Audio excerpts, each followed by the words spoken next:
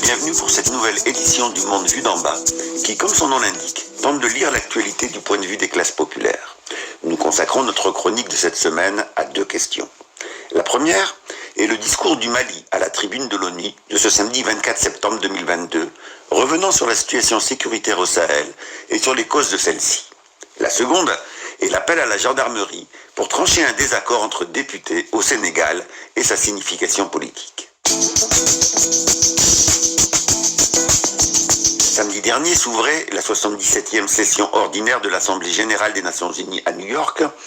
À cette occasion, le Premier ministre par intérim du Mali, le colonel Abdoulaye Maïga, tenait un discours important sur la situation au Sahel, ses causes, ses enjeux et sur les positions de l'État malien.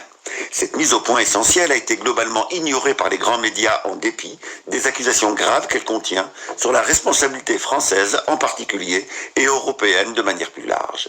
Sans être exhaustif, rappelons les principaux points de l'analyse et des positions défendues par l'État malien.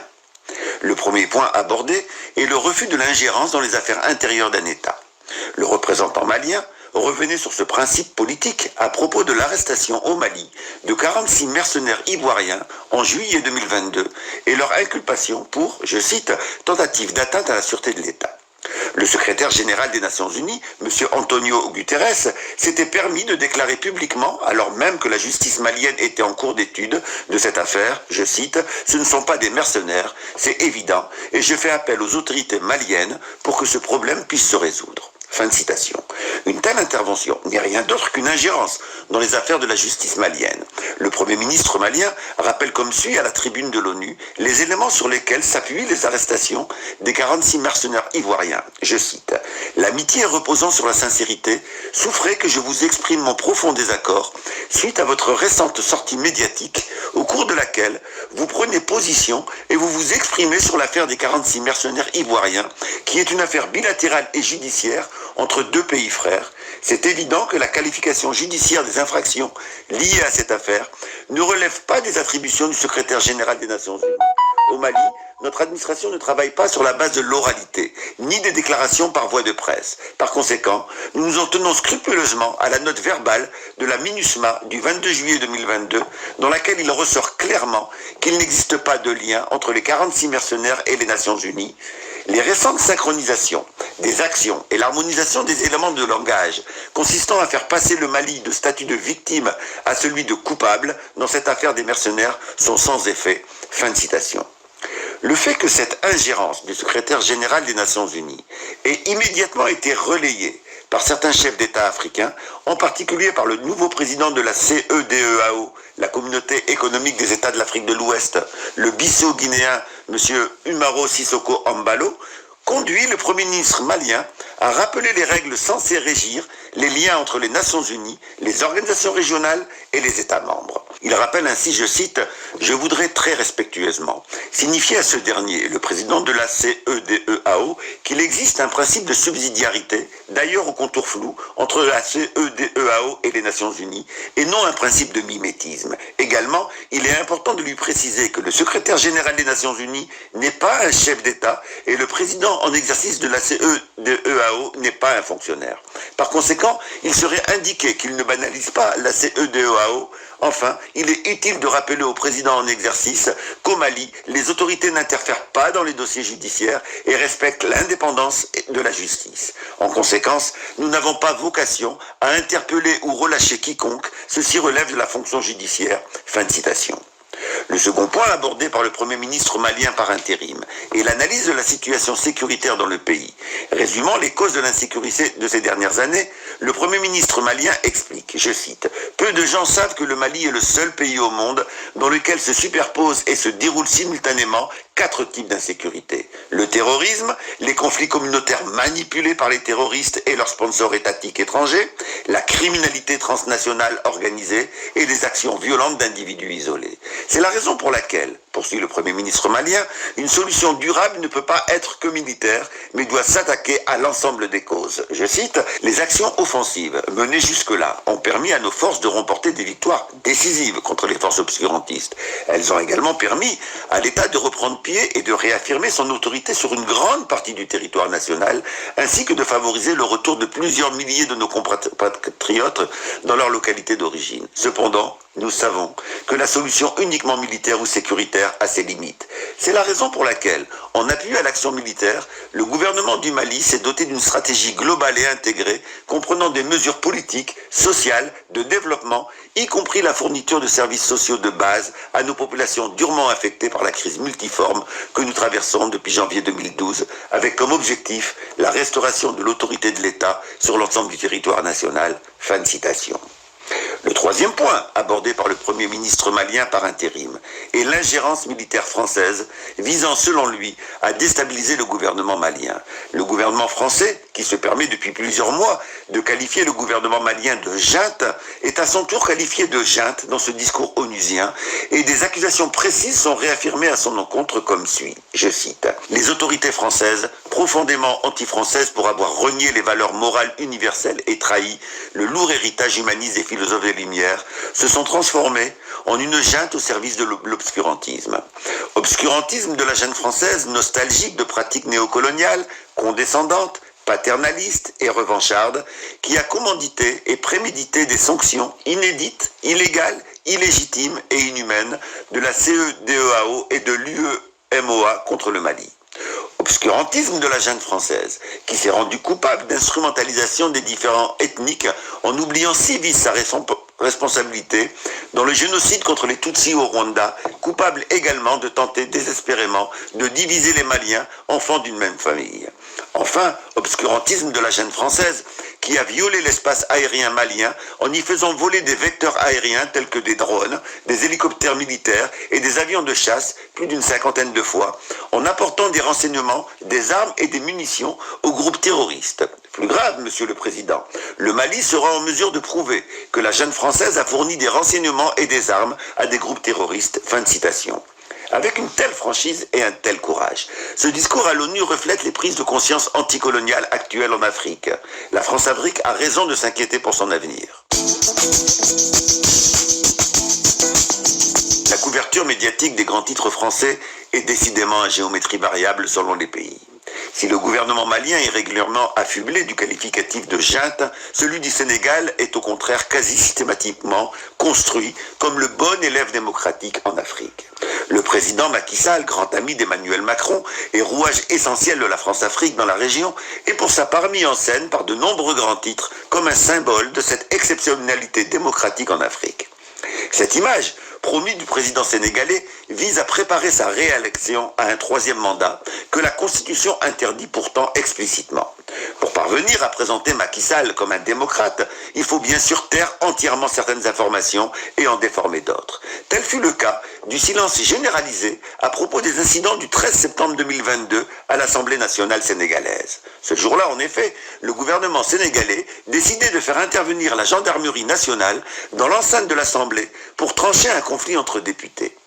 Le conflit opposait les députés de la coalition soutenant Macky Sall et ceux de la coalition de l'opposition. Il portait sur la présence de députés qui étaient toujours ministres, ce qui est explicitement interdit par la Constitution. L'article 54 de celle-ci précise en effet, je cite, « Le député nommé membre du gouvernement ne peut siéger à l'Assemblée nationale pendant la durée de ses fonctions ministérielles ». Le président de l'Assemblée nationale fut ainsi élu en présence de la gendarmerie à l'intérieur de l'hémicycle et en violation d'un article constitutionnel. Aucun grand média français n'a jugé cette information digne d'être diffusée et analysée. Ce manquement grave aux règles démocratiques n'est compréhensible qu'en l'inscrivant dans la volonté d'imposer un troisième mandat du président en exercice. L'opinion publique sénégalaise ne s'y est pas trompée et a diffusé massivement sur les réseaux sociaux les propos de Macky Sall lui-même par le passé. Je cite, « La Constitution prévoit 2 mandats consécutifs, je m'y conformerai et m'en irai à la fin de mon mandat en cours. » Fin de citation. Dans le même sens, le FRAPP, Front pour une révolution anti-impérialiste populaire et panafricaine, lance le 19 septembre une campagne contre un troisième mandat par Macky Sall qu'il explique comme suit. Je cite, « Considérant que la Constitution du Sénégal est claire sur l'impossibilité pour le président Macky Sall d'être candidat à l'élection présidentielle de 2024, considérant que tous les actes que le président Macky Sall pose montrent qu'il veut imposer au peuple sénégalais sa troisième candidature illégale et illégitime, Considérant que cette problématique du troisième mandat avait causé plus d'une dizaine de morts en 2011 au Sénégal et provoqué des troubles électoraux mortifères dans plusieurs pays africains, le FRAPP, en toute responsabilité, démarre aujourd'hui la campagne contre le troisième mandat du président Macky Sall, dénommé Macky dégage. Fin de citation.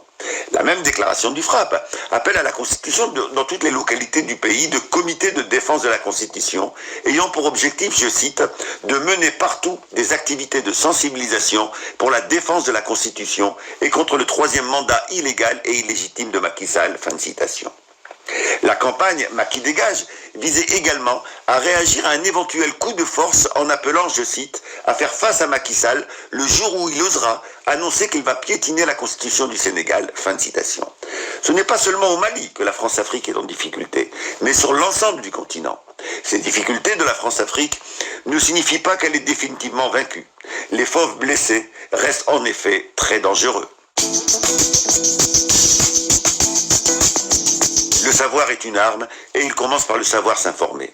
Nous espérons que notre émission a apporté sa contribution à cette information citoyenne nécessaire et urgente. N'hésitez pas à nous transmettre des sujets d'actualité que vous souhaitez voir traités dans notre émission. Ils seront traités dès qu'un fait d'actualité en lien avec eux permettra d'y revenir. Nous vous donnons rendez-vous la semaine prochaine pour une nouvelle séance du Monde vu d'en bas.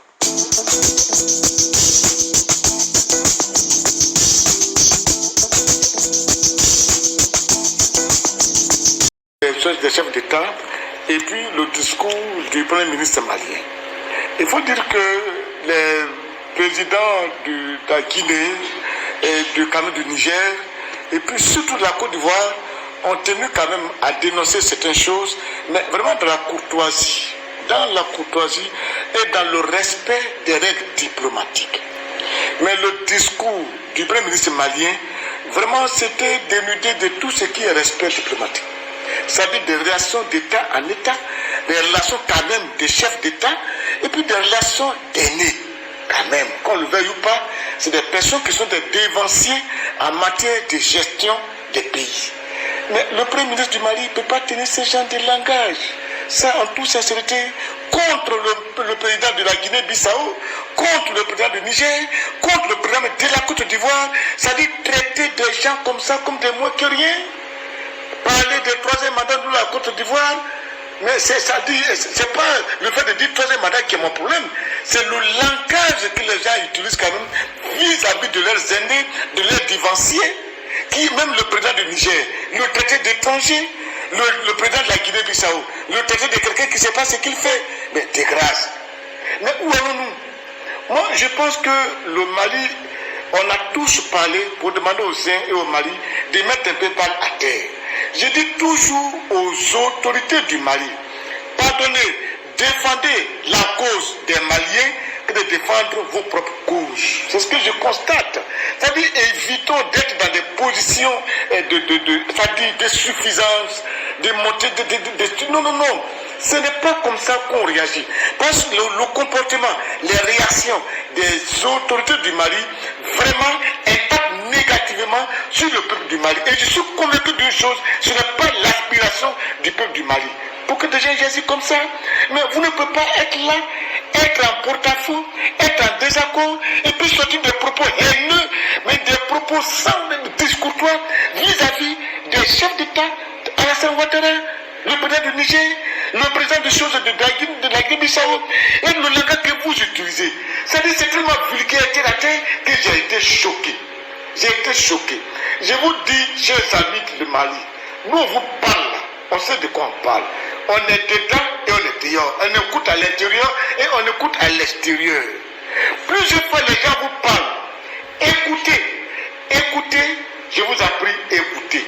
Parce que si vous n'écoutez pas, ça ne sera pas joli. Aujourd'hui, ce que je constate, j'attire l'attention des chefs d'État, la CEDEAO, de l'Union africaine, un peu partout, pour dire qu'aujourd'hui, l'attitude du Mali est en train de créer vraiment une insécurité, une menace au niveau de la sous-région africaine. Ça, je vous dis sincèrement, si le Mali ne change pas la manière de dialoguer, la manière de concevoir, le fonctionnement, la cohabitation avec les autres pays, ça va devenir une menace pour la sous-région. Et ça peut, le Mali peut être un bastion pour la déstabilisation des autres pays qui sont aux alentours. C'est pas bon. Ce n'est pas du tout bon, je vous dis. Chers parents du Mali, vous avez encore des occasions de vous ressaisir. Aujourd'hui, il y a des chefs d'État qui viennent encore vers vous pour vous voir. Je vous dis sincèrement, sincèrement, allez doucement parce que ça peut être une dernière chance pour des relations avec la Côte d'Ivoire et le Mali. La dernière fois, la Côte d'Ivoire a relevé un point au niveau de l'ONU pour dire que la facture impayée du Mali au niveau de l'électricité s'élevait à 40 milliards. C'est déjà des systèmes qu'il faut faire très attention. On ne sait pas, il peut se servir à faire quoi avec. Il y a des problèmes humanitaires qu'il faut protéger, qu'il faut résoudre. Et puis quand je vois cette affaire du Mali, je me dis il faut encore chercher à résoudre cela à un autre niveau supérieur. Parce que quand le Mali commence à faire son discours, et le Mali remercie d'abord la Chine, d'abord la Russie, avant de venir sur les autres pays. Alors je ne comprends pas. Parce qu'aujourd'hui, quand je vois, j'ai l'impression que le Mali passe ses ordres en Russie. Donc le Mali ne peut pas donner son accord favorable sans l'avis de la Russie. Or, la Russie, avec la France, les Occidentaux, sont dans un système de bras de fer. Et donc, lorsque le Mali, qui est protégé à des antécédents avec d'autres pays qui sont alliés à l'Occident, à la France, et bien le Mali, c'est-à-dire la Russie, peut passer par le Mali pour essayer de contrer les pays francophones alliés aux Occidentaux, à la France, et puis aux pays occidentaux qui sont contre la Russie pour régler ses comptes. Donc, quand la Russie, les autres pays francophones vont à bras de fer, en conflit avec le Mali, ils sont tellement occupés à régler les conflits avec le Mali qu'ils vont laisser la Russie tranquille. C'est ce que je suis en train de voir. Moi, j'aimerais attirer l'attention du chef d'État ivoirien. Cette affaire de libération des prisonniers ivoiriens qui sont au Mali, j'ai tout beaucoup de la bonne foi des dirigeants maliens. Et quand c'est comme ça, réfléchir à autre chose, d'autres négociations, d'autres paramètres de négociation pour libérer à un plan B. À la prochaine. À présent, le discours du colonel Abdoulaye Maïga, qualifié d'historique, a fait couler beaucoup d'encre et de salive. Tabloïd africain à la une, junte française au service de l'obscurantisme dans de nombreux médias africains. Ce discours a été décrypté par des experts sur les plateaux télévisés et bien sûr sur certains médias. Très peu de médias, il faut le dire, occidentaux ont traité cette actualité. Rares sont ces médias européens, pratiquement 2 ou 3, qui ont souligné le fait, ont mis un accent particulier sur la réplique du colonel Abdoulaye Maïga concernant cette sortie du président Emmanuel Macron. À cet effet, M. Aboubakar Siddiq Fomba, on espère que M. Aboubakar Siddiq Fomba... Oui, je suis là. D'accord. Alors, M. Aboubakar Siddiq Fomba, le discours du colonel Abdoulaye Maïga, qualifié d'historique, est pour de nombreux panafricanistes symbole de l'espoir et l'assurance d'une indépendance entière dans les plus brefs délais. Quel est votre regard? Madame, le discours du colonel Abdoulaye Maïga, comme je l'ai dit, c'est un discours historique, héroïque, et qui se divise en 7 parties. Une première partie concernait les réponses par rapport aux 46 mercenaires arrêtés. Une deuxième partie, c'était pour parler de la restauration de la conscience historique en faisant liaison avec la charte de Kouroukanfouga et en présentant les Maliens qui nous sommes pour montrer au monde entier que les Maliens sont issus des 3 grands empires de l'Afrique. L'empire du Ghana, l'empire du Mali et l'empire Songwe. Et la troisième partie,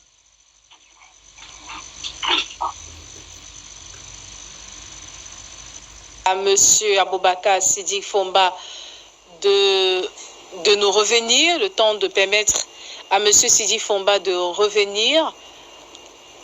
M. Sylvain de Bogou, La question vous est également adressée. Ce discours qualifié d'historique est considéré par de nombreux panafricanistes comme le symbole de l'espoir, l'assurance de meilleurs jours à venir, l'assurance d'une indépendance totale du Mali dans les plus brefs délais. Quelle est votre grille de lecture? Discours, d'abord, il faut dire que ce discours rentre dans la droite ligne des grands Africains que nous avons connus. On peut citer quelques-uns d'entre eux. Patrice Lumumba qui a qui a vraiment coupé l'herbe sous les pieds des colonisateurs belges le jour de l'indépendance. On peut parler à Muammar Kadhafi qui avait même déchiré la charte de l'ONU. À l'ONU, on peut parler ici du grand Thomas Sankara. Et donc, le colonel Premier ministre par intérim Maïga rentre dans cette ligne droite de l'histoire. Et pour nous, ce discours est en tout cas la feuille de route que tout pays africain qui voudra vraiment et de façon impérative son indépendance devait suivre. Ce discours appliqué dans les faits donnera à tout pays africain son indépendance réelle, intégrale, profonde et définitive. Donc pour nous, le Mali, le Premier ministre malien, en tenant ce discours, il a déclaré, en tout cas, il a déclaré l'indépendance véritable. Il a dit le Mali est prêt. Pour nous, c'est ce que nous voyons. Il a dit que le Mali est prêt à prendre son indépendance, en tout cas coûte que coûte, et quels que soient les coûts, quels que soient les obstacles qui se dresseraient, en tout cas devant lui. Alors, pour nous,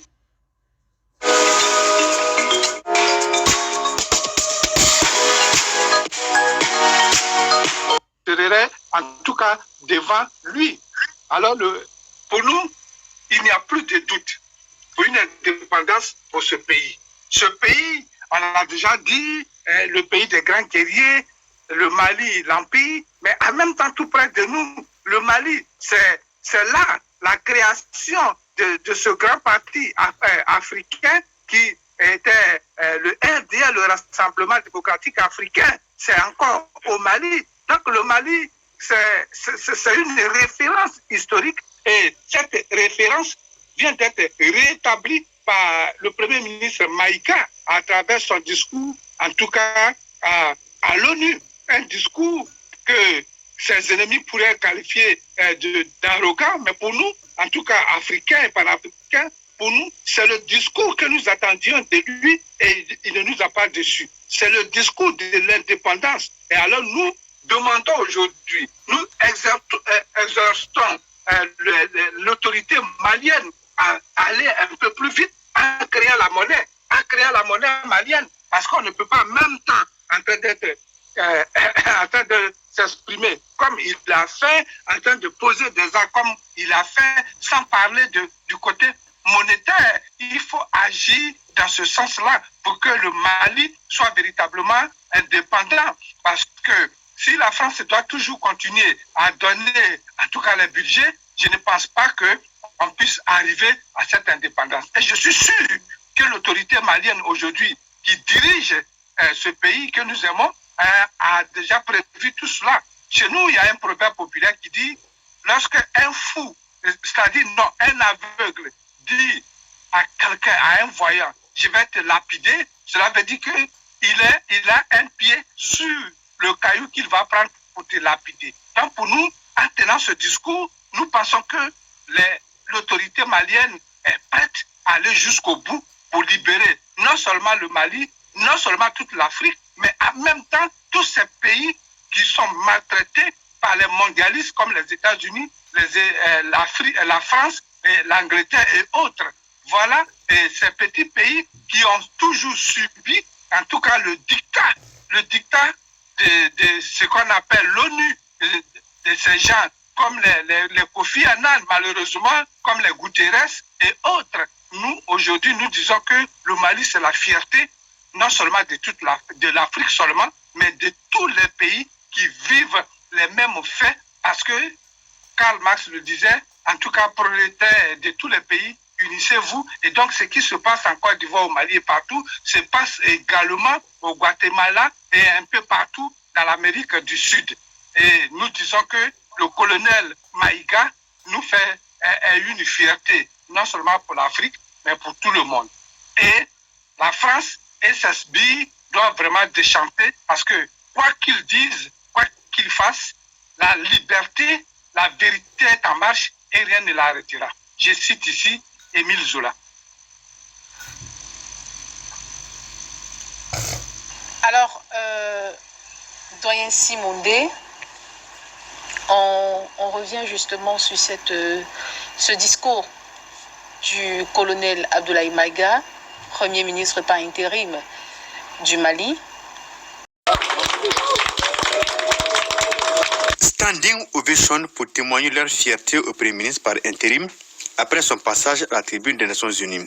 Une manière pour nos compatriotes vivant dans la juridiction de New York d'encourager les autorités de la transition à poursuivre le combat pour la restauration de l'honneur et la dignité du Mali. Une séquence suivie de l'hymne national.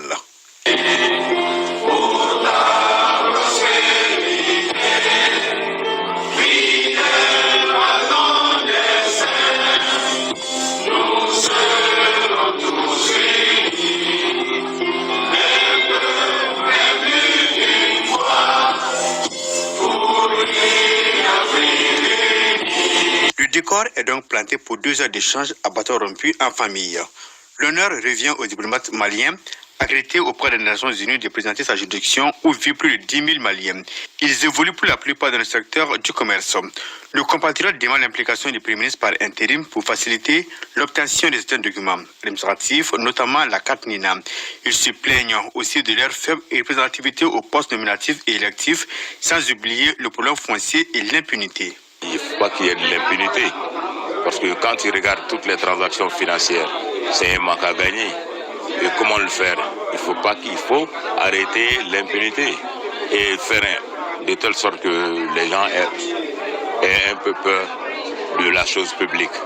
Le chef du gouvernement a déclaré avoir pris bonne note des doléances présentées.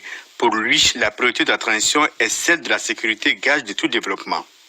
Tout ce que vous êtes en train de dire, l'impunité, le problème du Nina, toutes ces choses, on essaye de traiter le problème en s'attaquant d'abord à la cause. Vous allez se retrouver que souvent, c'est un problème de législation, parce que l'État travaille sur la base de la législation. Quand vous regardez un peu la mission de la transition, il y a beaucoup de réformes qui sont en cours. Vous savez, vous ne pouvez pas traiter un problème si vous ne vous attaquez pas, soit à la loi qui permet le problème, ou aux différents décrets ou d'autres textes réglementaires qui font que le problème, malheureusement, perdure. Et dans beaucoup de domaines, que ce soit le domaine foncier, que ce soit dans la lutte contre la corruption, ou beaucoup d'autres aspects. Il faut impérativement revoir la législation. Je pense qu'actuellement, nous avons, si je prends par exemple le domaine de la justice, il y a un projet de code pénal et de code de procédure pénale qui est en cours. Tout récemment, par décret, il y a une agence qui a été créée pour gérer les biens qui seront saisis et qui seront issus de la corruption. Donc c'est pour vous dire qu'il y a beaucoup d'actions qui sont en cours. L'objectif le plus important, quand vous regardez le programme d'action gouvernementale, c'est d'abord la situation sécuritaire. Vous savez, quand vous n'êtes pas en sécurité, malheureusement, tous les objectifs de développement deviennent quasiment impossibles. Donc c'est vraiment la chose la plus importante. Et le chef du gouvernement par intérim d'appeler ses compatriotes à la cohésion et au respect des lois de leur pays d'accueil. Nous n'avons qu'un seul pays, c'est le Mali. Nous avons beaucoup de difficultés, nous le savons. Mais justement pour faire face à toutes ces difficultés, à tous ces défis, je crois que l'impératif, c'est vraiment la cohésion nationale. Il faut que nous mettons de côté nos guerres personnelles et surtout voir l'intérêt général. L'intérêt général, c'est la stabilité du pays. Et cela demande beaucoup de tolérance. Des fois, on peut avoir raison sur certains points, mais je pense que quand on regarde ce qui est en jeu, il est toujours important de le prendre sur soi, de pardonner pour pouvoir avancer. Pour nous, chaque personne de la diaspora constitue un ambassadeur. Je voudrais vraiment vous exhorter, vous êtes dans un pays étranger, faites tout pour que, à travers vos faits et gestes, que les Américains perçoivent la grandeur de notre pays, à travers tous les résultats. Je sais que vous faites beaucoup de choses. Nous connaissons vraiment des icônes qui font l'honneur et la fierté de notre pays, et nous nous en glorifions. Nous ne pouvons justement que vous encourager. C'est avec optimisme que les Maliens vivant au pays de Dong Sam sont repartis de cette rencontre. Oui, nous on est optimistes depuis le début, vraiment, de la transition. Nous on est derrière eux. Parce que vraiment, pour nous, il n'y a personne qui pourrait venir et sauver ce Mali, si ce n'est pas nous les Maliens. Nous pensons qu'il y a un redressement qui est là et nous pensons que ça va continuer. Et ils ont besoin de temps, on ne peut pas tout changer sur le coup. Et le peuple a besoin d'être patient et d'être surtout discipliné. Qu'on sache que maintenant c'est toute l'Afrique et tout le monde entier qui nous regarde. Un cadre d'échange qui aura permis de briser la glace de la désinformation. Et désormais, la confiance s'installe entre le sommet et la base.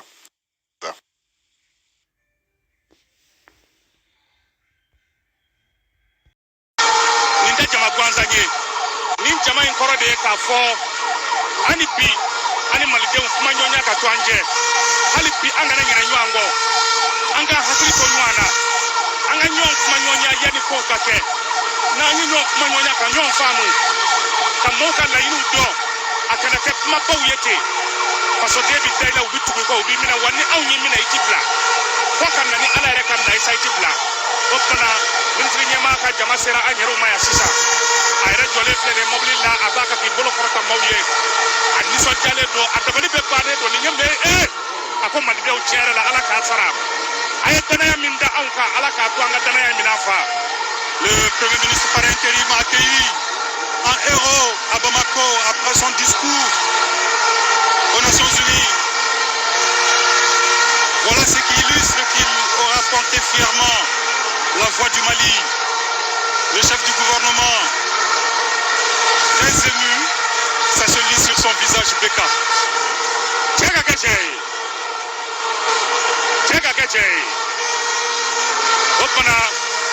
Mobile rete ka seka boli anda mobile te ka seka boli chama de kembe ka fa bela gele fa o pare ka ba tangora ba reflexa ina dilai. Le Premier ministre brandit un drapeau, la couleur nationale, et son cortège qui peine à avancer. C'est pas évident, chers téléspectateurs. Si vous venez de nous rejoindre sur nos antennes, nous vivons en direct l'arrivée du Premier ministre par intérim des Nations Unies, où il était samedi dernier. Le colonel Abdoulaye Maïga y a prononcé les mots du Mali, le discours du Mali. Et ce peuple se reconnaît en ce discours, d'où cet accueil avec tous les honneurs populaires, on va le dire ainsi.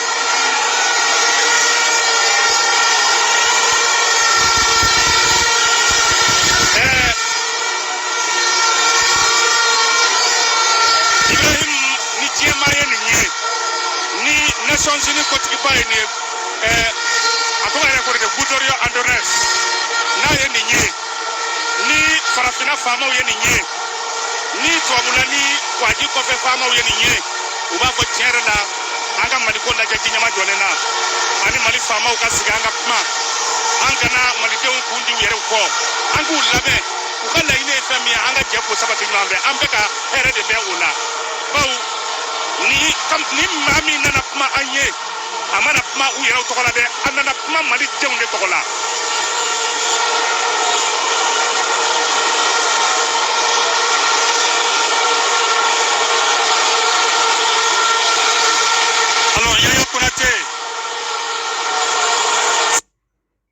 Imaginez quelques instants que vous voulez gagner